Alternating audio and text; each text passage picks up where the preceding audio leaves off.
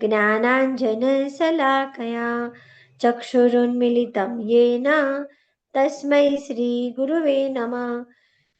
श्रीचैतन्यमनोभीष्टं स्थापितं येन भूतले स्वयं रूपः कदा मह्यं ददाति स्वपदान्तिकं।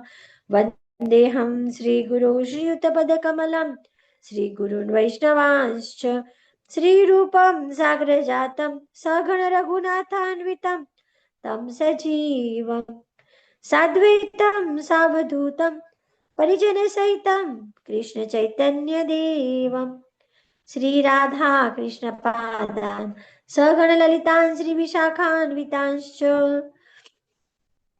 हे कृष्ण करुणा सिंधो दीनबंधो जगतपते गोपेश गोपिका कांत राधा कांत नमोस्तुते। तप्त कांचन गौरांगी श्री राधे वृंदावनेश्वरी वृषभानुसुते देवी प्रणमामि हरिप्रिये। वाञ्छाकल्पतरुभ्यश्च कृपा सिन्धुभ्य एव च पतितानां पावनेभ्यो वैष्णवेभ्यो नमो नमः। नमः ॐ विष्णुपादाय कृष्णपृष्ठाय भूतले श्रीमते भक्तिवेदान्त स्वामी इति नामिने।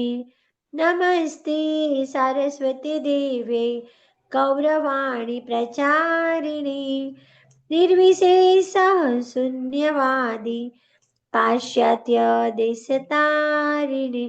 जय श्री कृष्ण चैतन्य प्रभु नित्यानंद श्री अद्वैत गदाधर श्रीवासादि गौर भक्त वृंद।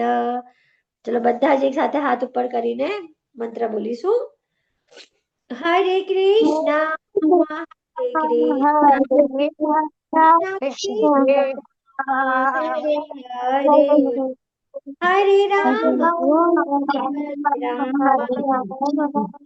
રામ રામ હરે हरे कृष्ण હરે કૃષ્ણ हरे कृष्ण माताजी હરે કૃષ્ણ हरे બધા कृष्ण માતાજી અને माताजी પ્રભુજીને હરે કૃષ્ણ हरे હરે કૃષ્ણ હરે કૃષ્ણ. ચલો રોજે તો હું તમને અધ્યાયના નામ પૂછું છું, આજે અધ્યાયના નામની આજે બીજો ક્વેશ્ચન કરું છું. ગઈકાલે જે તમે અધ્યાય ભણ્યા એ અધ્યાયનું નામ શું હતું? ગઈકાલનો અધ્યાય હેન્ડ રેઝ. જો તમારી બાજુમાં આઇકન દેખાય છે હેન્ડ રેઝ નો, બોલો ધર્મી માતાજી.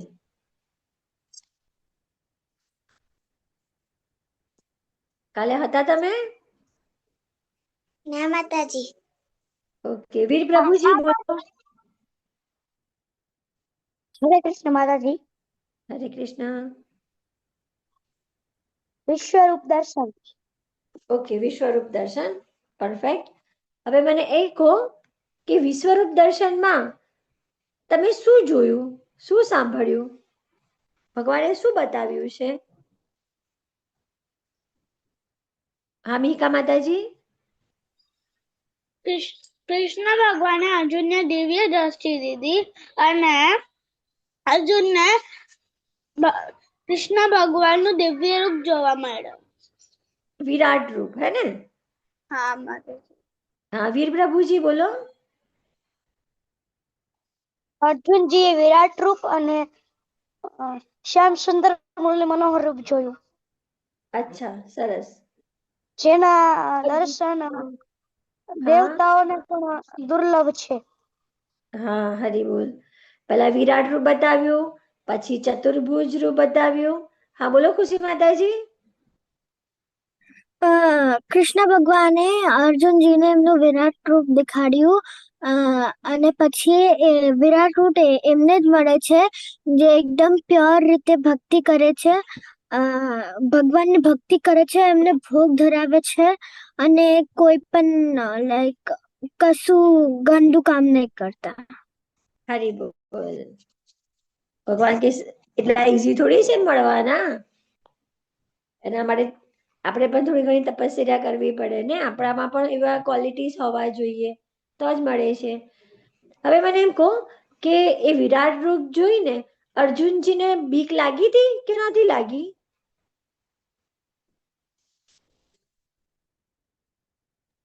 લાગી હતી? અર્જુન ડરી ગયા હતા? હા મિહિકા માતાજી? એમને બીક લાગી હતી. હા એમને બીક લાગી હતી કેમ કે એ વિરાટ રૂપ જ એવું હતું ને, એકદમ મોટું, કેટલા બધા એમના મુખ હતા, કેટલા બધા એમના હાથ હતા, અને બધું જ ભૂત વર્તમાન ભવિષ્ય બધું જ એમાં જોઈ શકાતું હતું. અને જેટલા પણ યોદ્ધાઓ ત્યાં હાજર હતા એ બધા જ યોદ્ધાઓ કેવા દેખાતા હતા?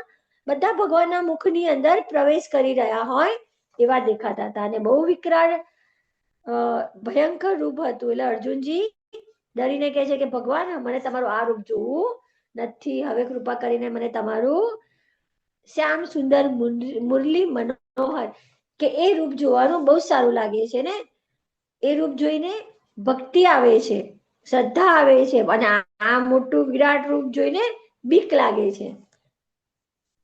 તો આપણે જયારે શરૂઆતમાં પહેલો દિવસ હતો ને ત્યારે વાત કરી હતી ને કે ભગવદ્ ગીતાના 18 અધ્યાયના કેટલા ભાગ પાડેલા છે? 6 અધ્યાય કરીને કેટલા ભાગ છે બોલો? હા ખુશી માતાજી? 6 અધ્યાય કરીને 3 ભાગ પાડ્યા છે. ઓકે, અત્યારે આપણે કયા ભાગમાં છીએ? ભક્તિ, હા ભક્તિ યોગ. હા એનો આજે આપણું છેલ્લું ચેપ્ટર છે, બરાબર? ના, હા, અને કાલથી હવે કયું સારું થશે બોલો વીર પ્રભુજી? જ્ઞાન યોગ. હા, જ્ઞાન યોગ. કાલથી આપણે જ્ઞાન યોગમાં, એટલે આજે ભક્તિ યોગનું છેલ્લું ચેપ્ટર, અને નામ પણ શું છે એનું? ભક્તિ યોગ છે ને છેલ્લું? ભક્તિ યોગનું છેલ્લું ચેપ્ટર અને નામ પણ ભક્તિ યોગ છે. અને આટલા વખત થી આપણે 11 દિવસથી જોડાયેલા છે એટલે ભક્તિ તો બધાને ખબર જ છે ને.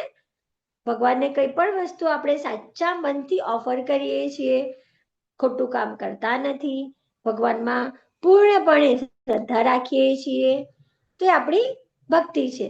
અને બીજું શું કીધું તું ભગવાને? કે મનથી તારા બધા કર્મોથી બધું મને અર્પણ કરી દે, તો એ બધી ભક્તિ છે, ભક્તિ સેવા છે. જોઈએ આજનો અધ્યાય આપણે. હવે નવધા ભક્તિ છે, નવધા ભક્તિ છે. શ્રવણમ કીર્તનમ વિષ્ણુ સ્મરણમ પાદ સેવનમ અર્ચનમ વંદનમ દાસ્યમ સાખ્ય આત્મનિવેદનમ. આ શ્લોક છે, એમાં નવધા ભક્તિના પ્રકાર બતાયા છે, 9 પ્રકારે ભક્તિ. હવે આ જે ચિત્ર આપણને દેખાય છે ને, આમાં દરેક જે ભક્તિ છે ને એ ભક્તિ આપણને ભૂતકાળમાં કોણે કરી હતી ને કઈ રીતે એ ભક્તિ દ્વારા એમણે ભગવાનને પ્રાપ્ત કર્યા હતા, તો એ બધાના ચિત્ર સાથે છે. વન બાય વન હું સમજાવું છું તમને. જુઓ, સૌથી પહેલું છે શ્રવણમ. શ્રવણ મીન્સ હિયરિંગ, સાંભળવું. આ ક્રિયા તમે બધા અત્યારે કરી રહ્યા છો, તમે બધા સાંભળી રહ્યા, પણ આનું શ્રેષ્ઠ ઉદાહરણ કોણ હતા? પરીક્ષિત મહારાજ. પરીક્ષિત મહારાજ જે અર્જુનજીના પુત્ર અભિમન્યુ ને એમના પણ પુત્ર હતા, અને જ્યારે એમને શ્રાપ મળે છે કે 7 દિવસ પછી તક્ષકના એમને ડંખ મારશે ને એમનું મૃત્યુ છે, તો એ સમયે એ નૈમિષારણ્યમાં જાય છે, અને સુખદેવજી કે જે ભગવાનનો જ અવતાર છે, એ સુખદેવજીના મુખેથી સળંગ 7 દિવસ, એમાં દિવસ અને રાત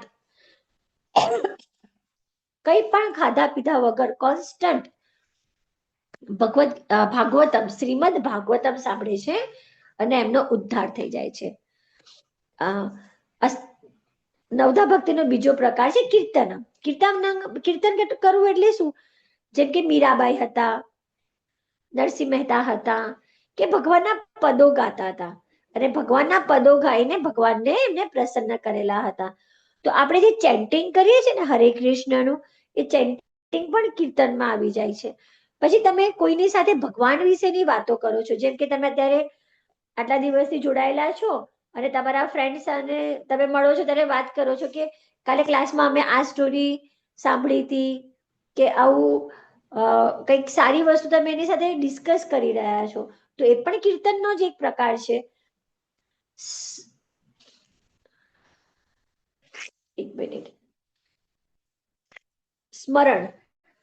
સ્મરણ એટલે શું? કન્ટિન્યુઅસ ભગવાનનું નામ જ લેવું.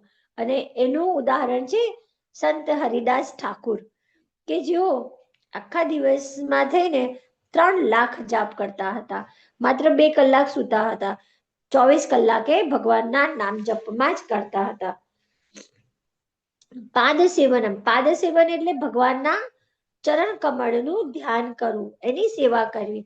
જેમ કે લક્ષ્મીજી છે, લક્ષ્મીજી તો એમના પત્ની છે, પત્નીનું સ્થાન કે પગમાં નથી, પણ શ્રી હરિના પગ જ એટલા સરસ છે કે લક્ષ્મીજી એ જગ્યા છોડવા માંગતા નથી ને એમની સેવા કરે છે.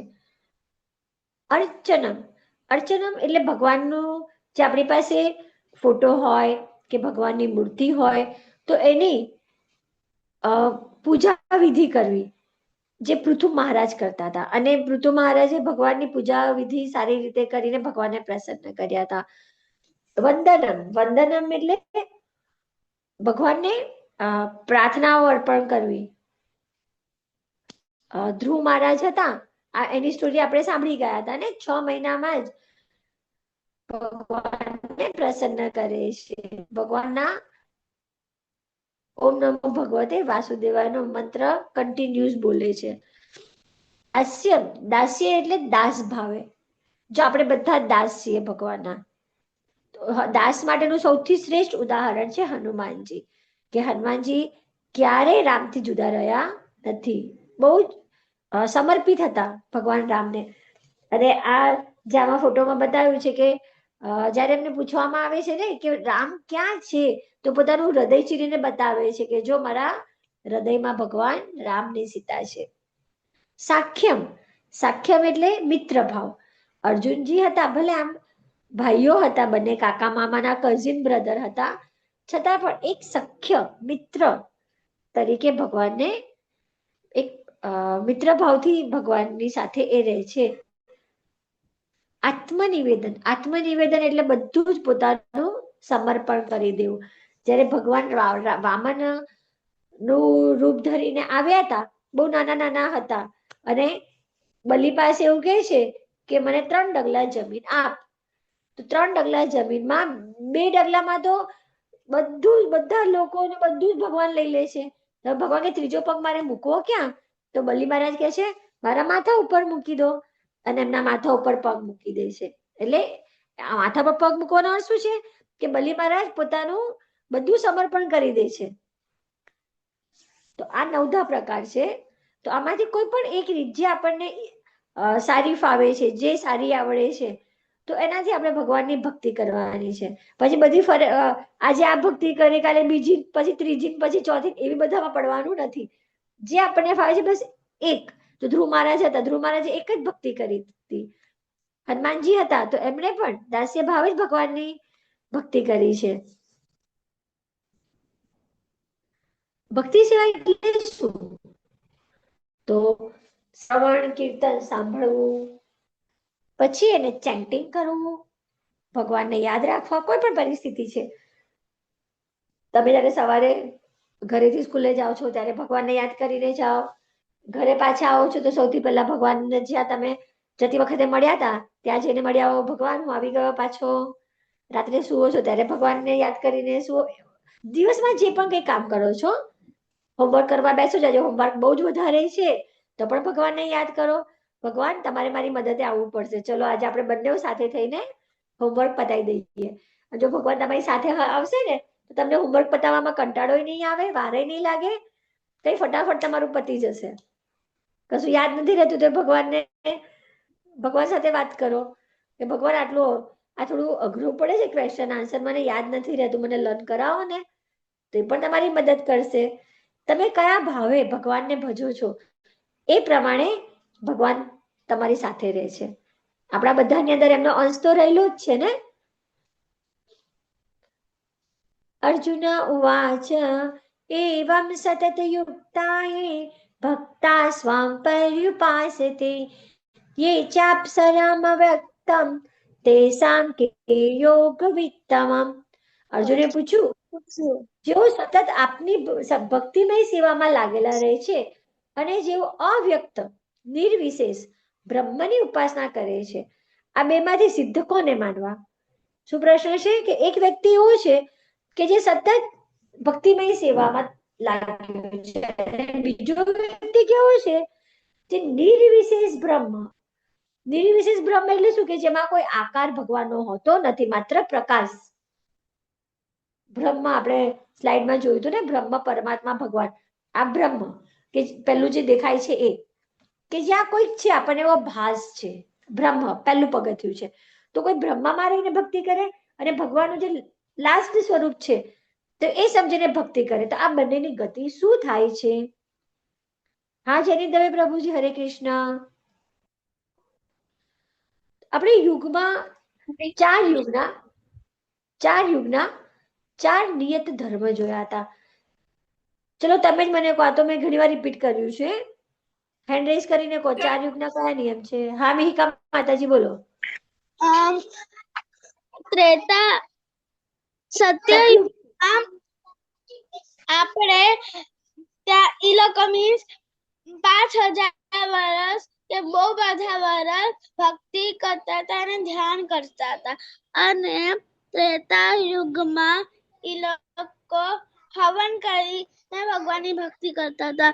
અને દ્વાપર યુગમાં એ લોકો મોટા મોટા મંદિર બનાવતા હતા. હવે આ કલિયુગમાં આપણે બધાએ આ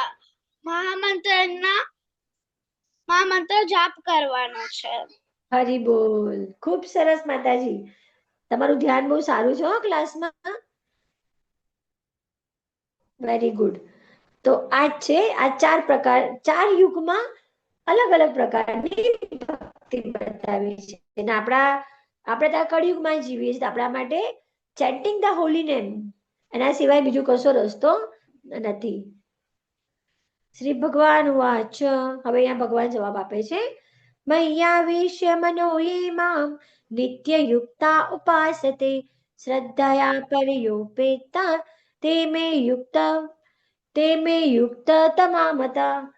પૂર્ણ પુરુષોત્તમ પરમેશ્વર બોલ્યા, જે મનુષ્યો મારા સાકાર એટલે કેવું, જે આપણે અહીંયા જોઈ શકીએ છીએ ને, બે પગ, બે હાથ, સરસ મુખમંડલ, તો આવા સાકાર રૂપમાં પોતાના મનને સ્થિર કરે છે અને અત્યંત શ્રદ્ધાપૂર્વક મારી પૂજા કરવામાં પરાયણ રહે છે, તેઓ મારી દ્રષ્ટિએ પરમ સિદ્ધ છે.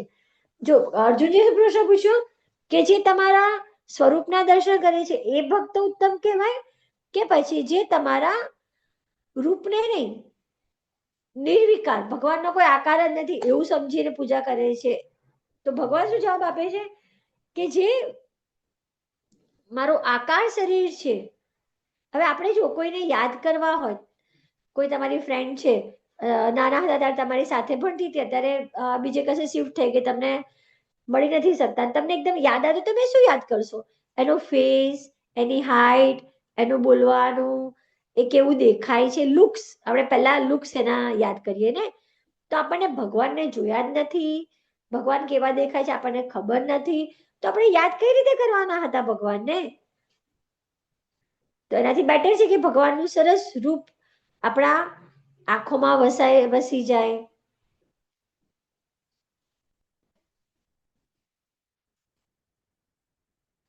ભગવાનનું વ્યક્તિગત રૂપ છે જે આપણે આમાં જોઈ રહ્યા છે ને, અને આ રૂપ આપણે બધાને જોવાનું ગમે છે ને. અને અત્યારે તો જુઓ તમે, યુટ્યુબ પર કાર્ટૂન પણ કેટલા બધા અવેલેબલ છે કૃષ્ણ ભગવાનના, અને એમાં કેટલા સરસ દેખાય છે નાના નાના કૃષ્ણ, જે એનિમેશન કરેલા હોય છે, પણ બહુ સરસ લાગે છે. પછી મંદિરમાં આપણે જઈએ છીએ તો શ્રી શ્રી રાધા ગોવિંદ એકદમ સરસ શણગાર સજેલા, સ્માઈલ કરતા, એવું લાગે જાણે ભગવાન આપણી સામે જ જોઈ રહ્યા છે ને. આવું સુંદર રૂપ ભગવાનનું દેખાય છે.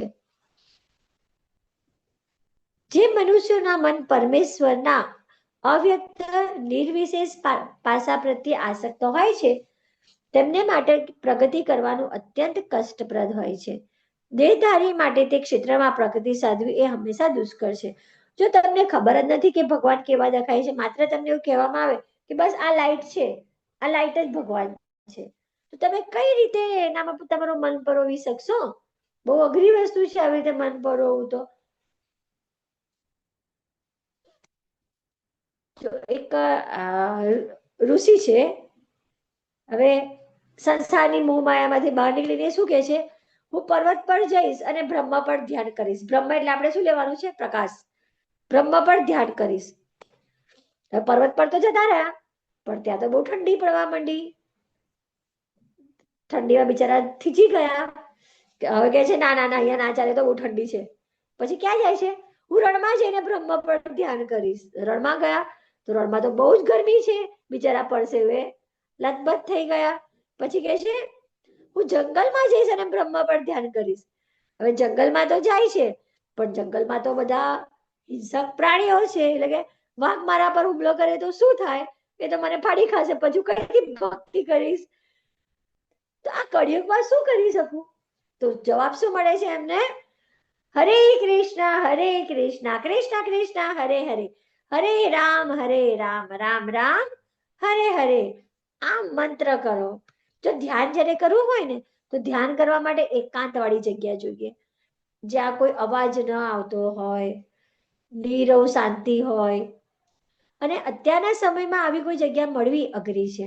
અને જો મળે છે તો કેવી જંગલમાં જાઓ કે હિમાલયના પર્વતોમાં જાઓ, તો ત્યાં આપણા માટે સર્વાઈવ કરવું બહુ જ અઘરું છે. કેમ કે આપણે એવા બધા પરિસ્થિતિ ટેવાયેલા નથી હોતા ને. તો આપણા માટે પ્રભુપાદજી આપણને શું કીધું છે? સંસારમાં રહો, પણ ભગવાનના મહામંત્રના જાપ કરતા રહો. તો જ્યારે જો અમને મહામંત્ર મળી ગયો, તો કેવા ખુશ થઈને કીર્તન કરતા કરતા મહામંત્રના જાપ કરી રહ્યા છે. હરે નામ હરે નામ કેવલમ કલૌ નાસ્ટેવ નષ્ટ એવા ગતિ અન્યથા. એટલે કળિયુગમાં હરે નામમાં જ એવું છે કે જે તમને બધા જ નષ્ટમાંથી ઉગારી શકશે. બીજી કોઈ રીત જ નથી આના સિવાય.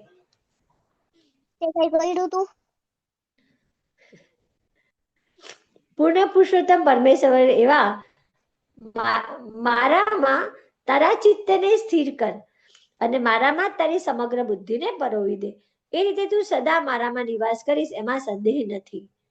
આ ભગવાને આગળ પણ કહ્યું હતું ને કે તારા મનને મારામાં સ્થિર કર.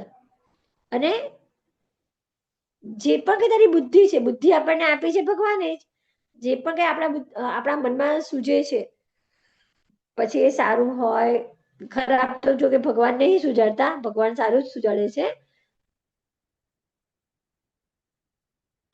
તો જે કઈ આપણી બુદ્ધિ છે, એ બુદ્ધિ કોણ આપે છે આપણને? ભગવાન આપે છે. તો શું કહે છે કે એને તું મારામાં પરોવી દે. આડું અવડું બીજા બધામાં ધ્યાન નહીં આપીશ, મોબાઈલમાં ગેમો રમવામાં ધ્યાન નહીં આપીશ, વગર કામની વાતો કરવામાં ધ્યાન નહીં આપીશ, પણ એને મારામાં પરોવીશ તો નિસંદેહ કોઈ એમાં શક નથી કે તું મને પામી શકીશ. હવે એકવાર એવું થાય છે જયારે મહાભારતનું યુદ્ધ હોય છે ને, તો અર્જુન અને દુર્યોધન બંને ભગવાન કૃષ્ણ પાસે આવી પહોંચે છે એમની મદદ લેવા માટે. ભગવાન સુતા હોય છે, તો અર્જુન એમના પગ પાસે ઉભો રહે છે અને દુર્યોધન ભગવાનની બાજુમાં ખુરશી હોય છે ત્યાં જઈને બેસી જાય છે. હવે ભગવાનની આંખો ખુલે છે એટલે પહેલા અર્જુન દેખાય છે એમને આંખોની સામે. તો પૂછે છે કે અર્જુન તું આવ્યો, શું વાત છે? જોવે છે બાજુમાં દુર્યોધન બેઠો છે. તો કે તમે બંને ભાઈઓ આયા છો તો શું કામથી આયા છો? તો અર્જુન કહે છે, દુર્યોધન કહે છે કે અમે યુદ્ધ માટે તમને તમારી મદદ લેવા આવ્યા છે. તો ભગવાન કહે છે કે જો મને લેશો તો હું તો યુદ્ધ લડવાનો નથી. એક બાજુ હું છું અને બીજી બાજુ મારી સેના છે. તમને જે જોઈએ લઈ જાઓ. તો સૌથી પહેલો અર્જુનને કહે છે કે અર્જુન તું મારી સામે ઉભો હતો અને મેં પહેલો તને જોયો એટલે પહેલો તું માંગ, તારે શું જોઈએ છે? તો અર્જુન કહે છે ભગવાન મને તો તમે જોઈએ છો, તમે મારી સાથે રહો. તો દુર્યોધન મનમાં વિચારે છે કેવો ગાંડો છે જોને, ભગવાન જે યુદ્ધ કરવાના નથી એને લઈને શું કરવાનું આપણે? એના કરતા તો એની સેના લઈએ તો આપણને કામ લાગે ને. જો અર્જુન માંગે છે ને, દુર્યોધન મનમાં એને મૂર્ખો ગણે છે ને ખુશ થાય છે કે હા મારે તો આ હથિયાર વગર યુદ્ધ વગરના કૃષ્ણ જોઈતા જ નહોતા, મારે તો સેના જ જોઈતી હતી. એટલે એ તો ખુશ થઈને સેના લઈ લે છે. પણ જે સાચો ભક્ત છે એ સાચા ભક્તને ભગવાન સિવાય કઈ જોઈતું નથી. તમને એક બાજુ આપી દે કે ચલો હું તમને આટલો મોટો બંગલો આપું, ગાડી આપું, બધું તમને આપું છું, તમારે આ જોઈએ છે કે ભગવાન જોઈએ છે? તમે તો કહેશો કે ના ના અમને આપી દો ને, આટલું બધું ગાડી ઘર ને બહુ થઈ ગયું. પણ એવું નહીં કરવાનું. જે પરિસ્થિતિમાં ભગવાન રાખે છે એ પરિસ્થિતિમાં રહીને ભગવાનને જ મેળવવાના છે. તો જ આપણે સાચા ભક્ત કહેવાયશું ને. હે પ્રિય અર્જુન, હે ધનંજય, જો તું તારા ચિત્તને, મારો અવાજ કપાય છે? જો એક તો મને શરદી છે, કદાચ મને શરદી છે એના કારણે એવું લાગતું હોય, કાં તો નેટવર્કનો ઇસ્યુ થતો હોય તો. નથી કપાત. ના માતાજી, તમારો અવાજ નથી કપાતો. નથી કપાતો? ક્લિયર સંભળાય છે તમને મારો અવાજ? હા માતાજી. હા માતાજી. થોડોક ડિસ્ટર્બન્સ છે, મને આ શરદી થઈ છે ને એટલે અવાજ બરાબર નથી નીકળતો, પણ ટ્રાય કરું છું કડવા. હે પ્રિય અર્જુન, હે ધનંજય, જો તું તારા ચિત્તને અવિચર ભાવે મારામાં સ્થિર કરી ન શકે તો તું ભક્તિ યોગના વિધિ વિધાનોનું પાલન કર. એ રીતે મને પામવાની ઈચ્છાને વિકસિત કર. હવે જો ભગવાન અહીંયા ઓપ્શન આપી રહ્યા છે કે આ રીતે નહીં તો આ રીતે, આ રીતે નહીં તો આ રીતે, આ રીતે નહીં તો આ રીતે, એમ કરીને ઓપ્શન આપી રહ્યા છે. શું કહે છે કે પહેલા શું કહે છે કે તારા મન અને બુદ્ધિને મારામાં સ્થિર કર. હવે ભગવાન શું કહે છે કે જો તું આવું નથી કરી શકતો ને તો શું કર? જે ભક્તિ યોગના વિધિ વિધાન છે તો એ વિધિ વિધાનનું પાલન કર અને એ રીતે મને પામવાની ઈચ્છા કર. પછી કહે છે જો તું ભક્તિ યોગના પણ વિધિ વિધાનનું પાલન ન કરી શકતો હોય તો મારા માટે કર્મ કરવાનો પ્રયત્ન કર. કારણ કે મારા માટે કર્મ કરવાથી તું પૂર્ણ અવસ્થાને પ્રાપ્ત કરીશ. મારા માટે કર્મ કરવું એટલે શું? કે જે કંઈ કરે છે એ મને અર્પણ કર. હવે અહીંયા તમને પેપરનું કટિંગ દેખાય છે ને, લોર્ડ ક્રિષ્નાસ બિલિયોનિયર સર્વન્ટ. અને આ જે નાનું મંદિર, એટલે નાનું જે ચિત્ર છે, આ મંદિર દેખાય છે ને, એ કલકત્તામાં આપણે માયાપુર છે જ્યાં ચૈતન્ય મહાપ્રભુનો જન્મ થયો છે. અને ત્યાં બહુ જ મોટું વર્લ્ડનું મોટામાં મોટું મંદિર હવે તો બની ગયું છે. તો એ બનાવવામાં બહુ જ કરોડો રૂપિયાનો ખર્ચો થયો છે. અને એમાં જે આ વ્યક્તિ દેખાય છે એ ફોર્ડ કંપનીના માલિક છે, અમરીશ પ્રભુજી. તો એમણે એમની એ જે કમાઈ છે એમાંથી ઘણા કરોડો રૂપિયા ત્યાં ડોનેટ કરેલા છે. એટલે ભગવાન કહે છે કે તું કશું ના કરી છે કે છેલ્લે કર્મ કર, અને કર્મ પણ કોના માટે? મારા માટે કર. તો એનાથી પણ હું પ્રસન્ન થઈશ. હવે આપણને જો બીજાની ઈર્ષ્યા બહુ જલ્દી આવી જતી હોય ને, જો આપણે પોતાના માટે કરીએ તો શું કહીશું ખબર છે? કોઈ પડોશી આપણો સારું કઈ લઈને આવે ને તો આપણે હા એના કરતા તો હું સારું લઈ આવીશ. અને શેના માટે સારું લાવીશ? એને બતાવવા માટે કે જો તારા કરતા વધારે સારું મારી પાસે છે. આ ભાવના ક્યારે થાય? જ્યારે આપણે હું અને મારું વિચારીએ છીએ ત્યારે. પણ જો આપણે ભગવાન માટે વિચારીએ છીએ તો આપણને કોઈની ઈર્ષ્યા નહીં આવે. કોઈને જે લાવવું હોય લાવે, ભલે ને, મારે શું ફરક પડે છે? આપણે આપણાથી ખુશ રહેવાનું છે કે મારી પાસે પૈસા આવશે ને તો હું ભગવાનની ભગવદ્ ગીતા ખરીદીશ, અથવા બીજા કોઈને હું એને ગિફ્ટ આપીશ, કૃષ્ણ બુક આપીશ, રામાયણ આપીશ, મહાભારતની બુક આપીશ, કે ભગવાનની નાની નાની બુકો પણ આવતી હોય છે. તો જનરલી આપણે બર્થડે સેલિબ્રેટ કરતા હોઈએ છીએ તો શું કરીએ? કેક કટિંગ કરીશું, ભાઈબંધોને બોલાવીશું, બધા ફ્રેન્ડ્સ આવશે તો એમની સાથે આપણે થોડા મ્યુઝિક ઉપર ડાન્સ કરીશું, થોડી ગેમ રમીશું, બધાને નાસ્તો કરાવીશું, ને આ રીતે બર્થડે સેલિબ્રેટ કરીએ છીએ. પણ જો કૃષ્ણ ભગવાન માટે તમારામાં થોડીક પણ ભક્તિ જાગૃત થઈ હોય ને તો બર્થડે સેલિબ્રેટ કરવાનો જે આ ખોટો રિવાજ પડેલો છે કેક કટિંગ, આપણી સંસ્કૃતિમાં કોઈ જગ્યાએ કેક કટિંગ છે જ નહીં. રામાયણમાં વાંચ્યું છે કે ભગવાને કેક કાપી? ક્યારે? મહાભારતમાં વાંચ્યું છે કે દર વર્ષે કૃષ્ણ ભગવાન એમની બર્થડે પર કેક કાપતા હતા? આપણામાં, આપણી સંસ્કૃતિમાં એ છે જ નહીં. આપણી સંસ્કૃતિમાં શું કીધું છે કે જ્યારે જન્મદિવસ છે તો વહેલી સવારે ઉઠો, ઘરે તમારા માતા પિતા એ તમારા ભગવાન જ છે, એમને પગે લાગો, ઘરના ભગવાનને પગે લાગો, તમારા બા દાદાને પગે લાગો, નજીકમાં જે મંદિર છે તમારું મંદિરે જાઓ, ત્યાં ભગવાનને પ્રાર્થના કરો. અને કેન્ડલ ઓલવવી, ઓલવવાનું ક્યારે થાય? જ્યારે કોઈ માણસ મરી જાય ત્યારે ઓલવવાનું થાય. આપણે ઓલવવાનું નથી, આપણે તો પ્રકાશ ફેલાવવાનો છે. તો ભગવાનના મંદિરમાં દીવો કરો. પછી જો તમારી આર્થિક સ્થિતિ સારી છે, તમે બધાને ગિફ્ટ આપવા માટે કેપેબલ છો, તો જે ગરીબ બાળકો છે તો એમને ખવડાવો. અથવા સારી સારી પુસ્તકો છે જે ભગવાનની છે, આપણા ઇસ્કોન ટેમ્પલમાં મળતી છે, નાની નાની પુસ્તકો મળે છે, તો એવી પુસ્તકો બધાને ભેટ આપો કે જે વાંચીને કોઈનામાં પણ કૃષ્ણ ભક્તિનું બીજ રોપાશે. આ આપણી સાચું સેલિબ્રેશન કહેવાશે. અને ઇસ્કોનમાં પણ આ બધી સેવાઓ ચાલે છે. અન્નદાન સેવા, ગૌદાન સેવા, ભગવાનના વિગ્રહમાં જે એમના કોસ્ચ્યુમ હોય છે એની સેવા, પછી સુદામા સેવા, આ ઘણી બધી સેવાઓ આપણા ઇસ્કોનમાં પણ છે કે તમે નાનું અમથું ડોનેશન કરીને પણ તમારું યોગદાન એમાં આપી શકો છો. જો હું નથી માનતી કે તમારા મમ્મી પપ્પા તમને પૈસા નહીં આપતા હોય, આપતા જ હોય છે અત્યારના મમ્મી પપ્પા તો પોકેટ મની કરીને ઘણા આપતા હોય છે. તો એમાંથી આપણે ભેગા કરી અને થોડા ભગવાન માટે પણ આપીએ ને. તો જ્યારે તમે ભગવાન માટે ડોનેટ કરો છો ને, તો એ ડોનેશન આપ્યા પછી આપણને એક સારો ભાવ મનમાં થતો હોય છે કે મેં કંઈક સારું કામ કર્યું. ભગવાનનું છે ને ભગવાનને આપવાનું છે, આપણું તો કશું છે જ નહીં ને.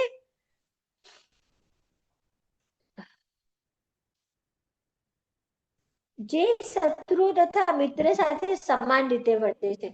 હવે આ બહુ મોટી વાત છે. આપણે શું કરીએ છીએ? આપણો મિત્ર હોય તો મિત્ર આપણા માટે બહુ સારો છે, એના માટે આપણે બધું કરીશું. પણ કોઈને આપણે શત્રુ માની બેઠા હોય તો આપણે એની સાથે સારી રીતે વ્યવહાર કરતા નથી. પણ જે વ્યક્તિમાં જે કૃષ્ણની ભક્તિ તરફ વળેલી છે, તો એના માટે શત્રુ હોય કે મિત્ર હોય, બંને સમાન છે. પછી એ માનથી પણ એને ફરક નથી પડતો કે અપમાનથી પણ ફરક નથી પડતો. કોઈ તમારા વખાણ કરે તો ફૂલાઈ નહીં જવું, અને કોઈ અપમાન કરે છે તો એ અપમાનનો ડંખ મનમાં રાખવો નહીં. આપણે લઈને બેસીએ તો આપણને લાગે ને કે આણે મારું અપમાન કર્યું. કઈ નહીં, એ બોલી ગયો, એનામાં બુદ્ધિ નથી, બોલી જવા દો. કૂતરું આપણને આપણી સામે જઈને ભસ્યા કરે, આપણે કૂતરાને ભસવા જઈએ છીએ? ના. કેમ? તો કે એનો સ્વભાવ છે ભસવાનો, તો ભસે. આપણો સ્વભાવ નથી એવો. તો આપણે માન હોય કે અપમાન હોય, એમાં સમભાવ રહે. ઠંડી તથા ગરમી, હવે કોઈ પણ વાતાવરણજન્ય પરિસ્થિતિ હોય, સુખ દુઃખ છે, કીર્તિ હોય, અપકીર્તિ હોય, આ બધા ભાવો એકબીજાથી વિરુદ્ધ છે. પણ આ બધા ભાવોમાં કેવું રહેવાનું છે? સમભાવ, એક જ ભાવ રાખવાનો છે. સુખમાં ફૂલાઈ નથી જવાનું અને દુઃખમાં દુઃખી નથી થવાનું, સમભાવ રાખવાનો છે. જે દુઃસંગથી સદા અળગો રહે છે. દુઃસંગ એટલે ખરાબ સંગ, ખરાબ વ્યક્તિઓનો સંગ, એનાથી દૂર રહે છે. સદા મૌન ધારણ કરે છે. સદા મૌન ધારણ કરવાનો અર્થ એવો નથી કે બોલવાનું જ નથી. બોલવાનું તો છે, પણ જે સમયે બોલવાનું હોય ત્યારે જ બોલવું. ખાલી ખાલી ગમે તેમ બોલબોલ કરવું નહીં. અને જે વસ્તુ મળે છે, આપણી પાસે જે છે એ આપણા માટે સર્વશ્રેષ્ઠ છે, બસ એ રીતે સંતુષ્ટ રહેવું. જે નિવાસ માટે ઘરની પરવા કરતો નથી. જ્યાં રહેવા મળ્યું, જે રીતે રહેવા મળ્યું, સુવિધા મળી તોય ઠીક, ના મળી તોય ઠીક, તો અને જ્ઞાનમાં દ્રઢ રહે છે. અને ભક્તિ ગમે તેવું આવે એની ભક્તિમાં બ્રેક પડતી નથી. તો આવો મનુષ્ય ભગવાનને અત્યંત પ્રિય છે. આપણે મીરાબાઈનું એક ભજન છે, રામ રાખે તેમ રહીએ ઓધાવજી, રામ રાખે તેમ રહીએ. એમાં એ જે આખું ભજન છે એમાં ઘણી બધું મીરાબાઈ કહે છે કે ભગવાન જે રીતે રાખે એ રીતે આપણે રહેવાનું છે. કોઈ દિવસ રહેવા માટે મહેલ હોય તો કોઈ દિવસ ઝૂંપડી હોય, કોઈ દિવસ પહેરવા માટે સારા વસ્ત્રો છે તો કોઈ દિવસ ભગવા વસ્ત્ર છે, કોઈ દિવસ ખાવા માટે દૂધપાક પૂરી છે, શીરો પૂરી છે, તો કોઈ દિવસ ભૂખ્યા પણ રહીએ, પણ જે પરિસ્થિતિમાં ભગવાન રાખે છે એમાં ખુશ રહીએ અને ભક્તિ કરતા રહીએ. ભાગવતમની એક સ્ટોરી છે અહીંયા અંબરીશ મહારાજની. અંબરીશ મહારાજ એ રાજા હતા અને રાજાની સાથે સાથે ભગવાનના એકદમ પ્રિય ભક્ત પણ હતા. કેમ કે જો રાજા હોય તો રાજાને તો કેટલો બધો કાર્યભાર સંભાળવાનો હોય, એની પ્રજાનું કેટલું ધ્યાન રાખવાનું હોય, કેટલી બધી જવાબદારી હોય. બધી જવાબદારી હોવા છતાં પણ અંબરીશ મહારાજ ભગવાનનું સતત ચિંતન કરતા હતા. તો એક વખત એવું થાય છે કે દુર્વાસા મુનિ એટલે કેવા હતા કહું? એકદમ એંગ્રી યંગ મેન. જ્યારે હોય તો ગુસ્સો એમને બહુ જલ્દી આવી જતો દુર્વાસા મુનિને, અને ગુસ્સો આવે એટલે એક જ કામ એમનું શ્રાપ આપવાનું. મુનિ હતા ને, ઋષિ હતા, અને એમનો શ્રાપ ગમે તેમ ખાલી ના જાય, ફોકટ ના જાય. તો એકવાર એવું થાય છે કે 11 પૂરી થાય છે અને 12. તો 12ના દિવસે સવારમાં તમને બધાને જો 11 કરતા હોય તો ખબર હશે કે જે પારણાનો સમય હોય ને, તો ત્યારે 11 આપણે તોડવી પડે પારણાના સમયે, તો જ 11નું ફળ મળે છે. એક વખત દુર્વાસા મુનિ અંબરીશ મહારાજની પરીક્ષા કરવા આવે છે, અને આવીને એવું કહે છે, હવે ઋષિ આવે એટલે એમનું સ્વાગત કર્યું, પછી કહે છે કે હું નહીને આવું પછી આપણે બંને પારણા સાથે કરીશું. તો કે સારું. તો ઋષિ તો ગયા નાહવા માટે, ફ્રેશ થવા માટે, અને અહીંયા પારણાનો સમય વીતી રહ્યો હતો. અંબરીશ મહારાજને ચિંતા થઈ કે હવે કરું શું? તો એમના જે બીજા ઋષિઓ એમના મંત્રીમંડળમાં હોય ને, એમને પૂછે છે કે હું શું કરું? તો એ ઋષિઓ કહે છે કે તમે પાણી પી લો તો તમારા પારણા પણ થઈ જશે, અને જે દુર્વાસા મુનિ આવે છે એમનું અપમાન પણ નહીં થાય, તમે જમવાનું એમની સાથે જમજો. તો કે સારું. એમ કરીને હાથમાં પાણીની અંજલી લે છે અને પાણી પીવે છે. એટલે આમ દુર્વાસા મુનિ આવી જાય છે અને ગુસ્સે થાય છે. મેં તને કીધું તો આપણે 11 સાથે બ્રેક કરીએ છીએ, તો કેમ મારી રાહ ના જોઈ, તો કેમ પારણા કરી લીધા? અને ગુસ્સે થઈને શું કરે છે? એને શ્રાપ આપે. શ્રાપ આપે એટલે જો એમનું જે હથિયાર હોય છે ને, બહુ જ ડેન્જર હથિયાર હોય છે. દેખાય છે જો એમની ઉપર આખું રાક્ષસ જેવું મોટું, તો એ છોડે છે. હવે જ્યારે એ છોડે છે તો અંબરીશ મહારાજ તો ભગવાનનું ધ્યાન કરીને આંખો બંધ કરીને ઉભા રહી જાય છે, અને ખોટા પણ હતા નહીં ને. સામે શું થાય છે? ભગવાનનું, એક મિનિટ હા, ભગવાનનું સુદર્શન ચક્ર ભગવાન છોડે છે કે પોતાના ભક્તની રક્ષા કરવા. અને એ સુદર્શન ચક્ર ક્યાં થાય છે? દુર્વાસા મુનિની પાછળ. અરે દુર્વાસા મુનિ તો ગભરાયા, ભાગતા જાય છે બ્રહ્માજી પાસે. બ્રહ્માજી મને બચાવો, સુદર્શન મારી પાછળ પડ્યું છે. તો બ્રહ્માજી કે હું કાંઈ ના કરી શકું ભાઈ. ભાગતા જાય છે શિવજી પાસે. હે શિવજી, મને બચાવી લો, આ જુઓ સુદર્શન મારી પાછળ પડ્યું છે. તો શિવજી કે હું પણ કાંઈ ના કરી શકું, આ તો વિષ્ણુ ભગવાનનું છે. જાય છે વિષ્ણુ ભગવાન પાસે. વિષ્ણુ ભગવાને કહે છે, હે શ્રી હરિ વિષ્ણુ, આ મને બચાવો તમારા સુદર્શન ચક્રથી. તો શ્રી હરિ વિષ્ણુ શું કહે છે? આ હું નહીં બચાવી શકું, તારે આનાથી બચવું હોય તો ક્યાં જવું પડશે? અંબરીશ પાસે પાછો જા. તો પાછા અંબરીશ મહારાજ પાસે જાય છે, ને અંબરીશ મહારાજને કહે છે કે હે અંબરીશ મહારાજ, આ સુદર્શન ચક્ર થી મને કોઈ નહીં બચાવી શક્યું, તમે જ બચાવી શકો છો. તો અંબરીશ મહારાજ પોતાના હાથ જોડીને ભગવાનને પ્રાર્થના કરીને કહે છે કે હે ભગવાન, મારાથી કંઈક પણ સારું કામ જો થયું હોય કે જેનાથી તમને આનંદ થયો હોય, તમારા આનંદ માટેનો કોઈ મેં કાર્ય કર્યું હોય, તમે તૃપ્ત થયા હોય, તો કૃપા કરીને તમારા સુદર્શન ચક્રને પાછું લો અને દુર્વાસા મુનિને એનાથી મુક્તિ આપો. તો તરત જ સુદર્શન પાછું ભગવાન પાસે જતું રહે છે, અને દુર્વાસા મુનિ એમાંથી મુક્ત થઈ જાય છે.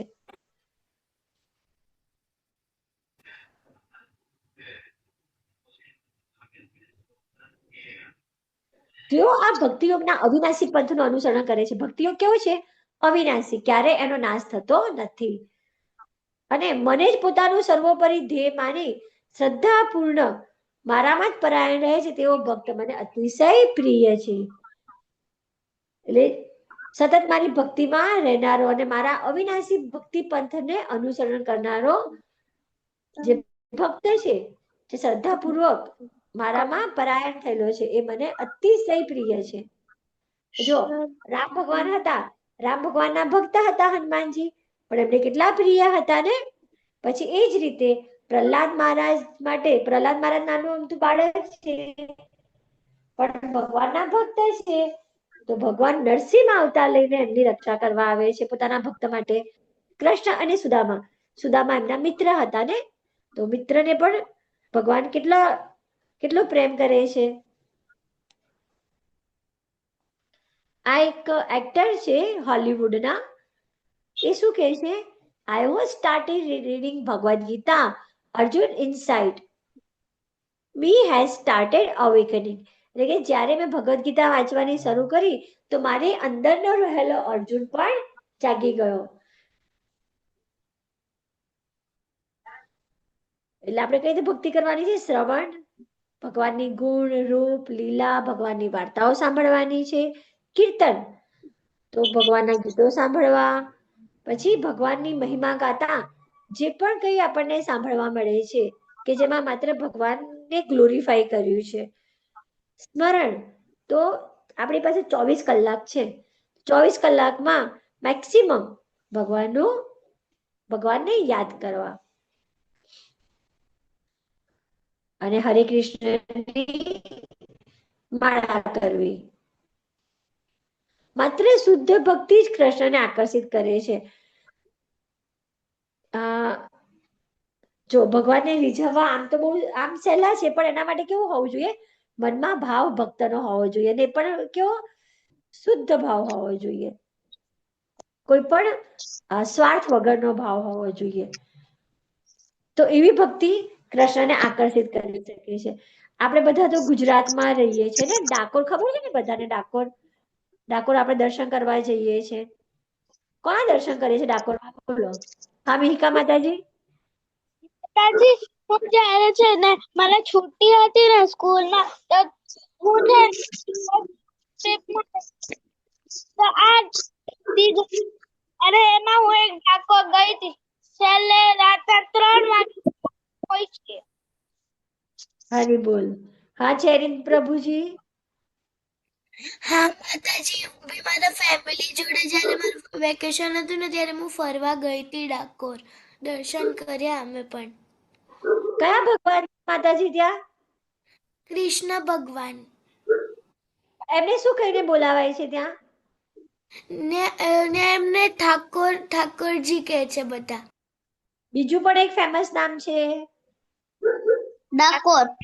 ના ના ડાકોરના ઠાકોર. રણછોડરાય. હા, થોડુંક ભૂલાઈ ગયું હતું. રણછોડ રાજ. હા માતાજી. રણછોડરાય. અને એ ત્યાં કઈ રીતે આવ્યા હતા ખબર છે? એક ભક્ત હતા બોડાણા, અને એ બોડાણા ભક્તની ભક્તિ એટલી બધી હતી કે ભગવાન દ્વારિકાથી ડાકોર એમની પાસે આવે છે. અને જે ભગવાનની ઓરિજિનલ મૂર્તિ છે ને, એ ડાકોરમાં છે. જે પેલા દ્વારકા હતી, દ્વારકાથી ભક્ત માટે, અને આ કળિયુગનો પ્રસંગ છે હો, કે સતયુગ ત્રેતાયુગમાં નથી, કળિયુગનો પ્રસંગ છે. કે ભક્ત બોડાણા માટે ભગવાન જાતે દ્વારિકા આવીને રહે છે. અને જ્યારે પેલા બ્રાહ્મણો, ગુગળી બ્રાહ્મણો લેવા આવે છે ને, તો એ શું કહે છે ભગવાન બોડાણાને, કે ભગવાનને અમે અહીંયા મૂકીને જઈએ, પણ તું ભગવાનની મૂર્તિને ભારોભાર અમને સોનું આપ. હવે ભક્ત બોડાણા તો બિચારો ગરીબ હતો, આટલું બધું સોનું લાવે ક્યાંથી? તો એના જે પત્ની હતા ને, શું કરે છે, નાકની વાડી હોય, નાકમાં મમ્મી લોકો ચૂડી પહેરે ને, એ વાડી અને તુલસી પત્ર, આ બે ખાલી ત્રાજવાની એક બાજુ ભગવાનની મૂર્તિ મૂકે છે, અને બીજી બાજુ ત્રાજવામાં એ સોનાની વાળી અને તુલસી પત્ર મૂકે છે. તો બંનેનું બેલેન્સ સરખું થઈ જાય છે. એટલે ભગવાન એટલા હલકા થઈ જાય છે કે આટલા વજનમાં પણ તો લઈ જાય છે. તમે જે ડાકોર દર્શન કરવા જાઓ ને, તો એક્ઝિટમાં નીકળો છો, તો એક્ઝિટમાં તમારી જમણી બાજુ એ તુલા એટલે જે ત્રાજવું છે ને, એ ત્રાજવું દેખાય છે. ફરી જાઓ તો ધ્યાનથી જોજો. એ ત્રાજવામાં ભગવાન કેટલાથી તોલાઈ ગયા હતા? કેમ ભગવાન આટલું હલકું થઈ ગયા? ભક્તની ભાવ હતો ને. અને ભગવાનને પાછું દ્વારકા નહોતું જવું, બોડાણા પાસે અહીંયા જ ડાકોરમાં જ એમને રોકાવું હતું. તો ભગવાન આવું સ્વરૂપ ક્યારે ધરે આપણા માટે? જ્યારે આપણી પાસે ભક્તિ શુદ્ધ હોય, સાચા મનથી હોય, તો જ આપણને ભગવાન પ્રાપ્ત થઈ શકે છે.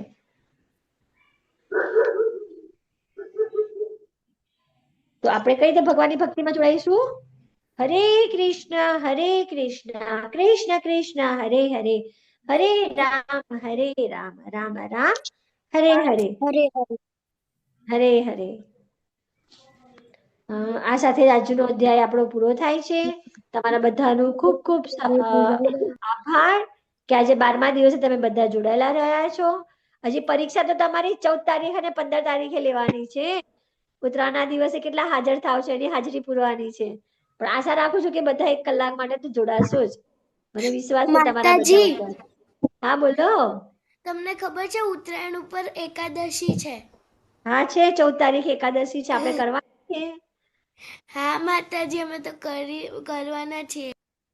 હા માતાજી કેટલા તારીખે છે? 14 તારીખે બેટા. ઉત્તરાયણ 14 તારીખે છે ને, એ દિવસે એકાદશી છે, સટતિલા એકાદશી. હું બધી કોઈ વાંધો નહીં જો. માતાજી મમ્મી ચીક્કી બનાવે છે. હા બોલો. બધી એકાદશી રહું છું. હા એકાદશી અને 11. કીધું તો આપણે પ્રિન્ટ કઢાવીને બધે ડ્રોઈંગ કરવું, ઈ ક્યારે બતાડવાનું? અત્યારે બસ હવે આપણે ચાલુ કરીએ. ચલો વન બાય વન બતાવતા જાઓ. માતાજી રેકોર્ડિંગ સ્ટોપ કરજો ને.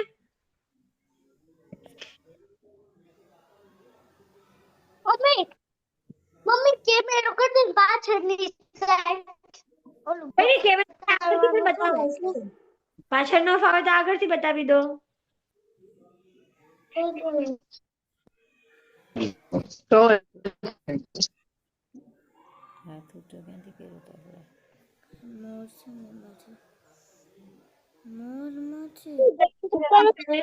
કરવાનું છે માતાજી, ડ્રોઈંગ કરવાનું છે કે પ્રિન્ટ કરવાનું છે?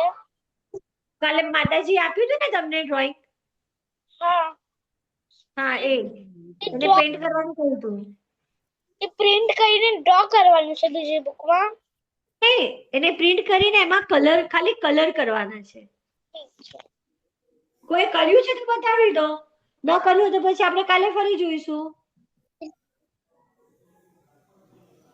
ગાયત્રી માતાજી, હા બોલો.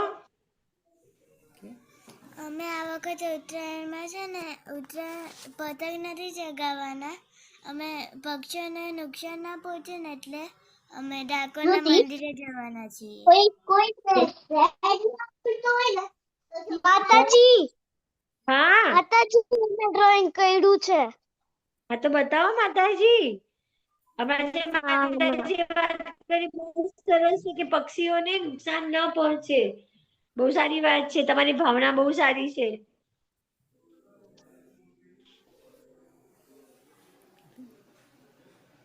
હા વાંધો નહીં, જો ભૂલી ગયા તો કાલે ફરી બતાવજો.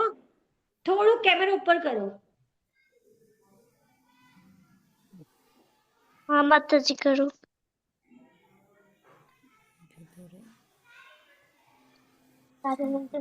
શ્રુતિ માતાજી, કક્ષા માતાજી બંનેવે કર્યું છે? હા માતાજી. અરે વાહ. કલર બંને સેમ સરખા લાગી રહ્યા છે, થોડોક ડિફરન્સ છે. સારો કર્યો છે. વોટર કલર કર્યા ને? વોટર કલર નહીં તો ફાટી જાય ને. હા તો કયા ક્રેયોન કલર કર્યા છે? મીડિયા કલર ને પેન્સિલ. અચ્છા સરસ છે. હિરલ માતાજી, રેકોર્ડિંગ ઓફ કરશો?